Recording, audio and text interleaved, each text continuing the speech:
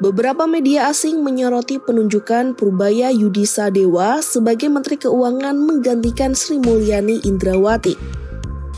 Purbaya resmi dilantik oleh Presiden Prabowo Subianto di Istana Kepresidenan Jakarta pada Senin 8 September 2025. Purbaya mengaku tidak mengetahui secara pasti alasan penunjukan dirinya. Ia hanya menegaskan bahwa memiliki rekam jejak kuat di bidang ekonomi.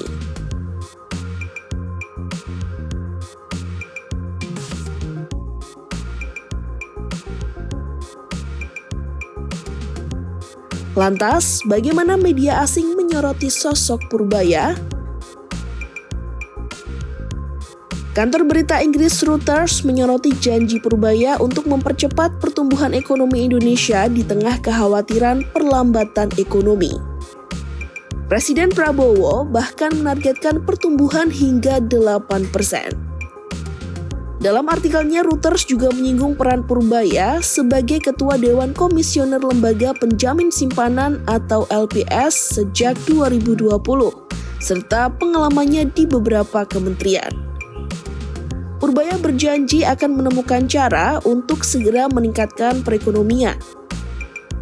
Dirinya juga menyatakan tidak perlu ada penarikan pajak baru dan akan mendorong lebih banyak keterlibatan sektor swasta dan pemerintah.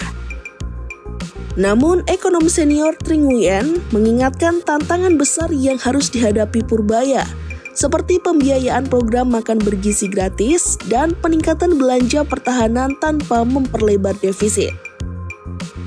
Menurutnya, hal tersebut menjadi perhatian utama investor. Sementara itu, Kepala Strategi Makro Asia, Aninda Mitra, menilai penunjukan Purbaya cukup mengejutkan dan dapat mempengaruhi kepercayaan pasar.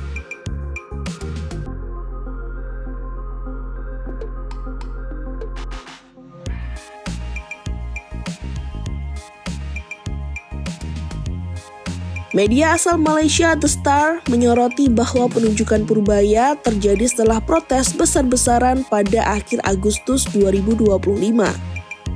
The Star menulis bahwa Purbaya adalah seorang teknokrat dengan latar belakang pendidikan sarjana di Institut Teknologi Bandung serta gelar magister dan doktor ekonomi dari Purdue University, Amerika Serikat. Ia juga pernah menjabat sebagai staf khusus bidang ekonomi di Kemenko Polhukam.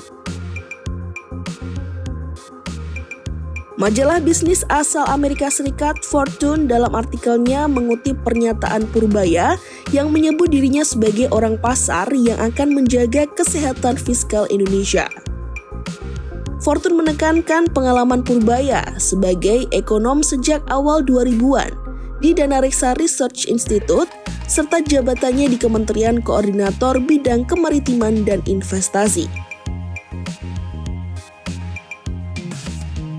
Media Singapura Straits Times menulis bahwa Purbaya berencana meminta masukan dari Sri Mulyani untuk memperbaiki tata kelola fiskal.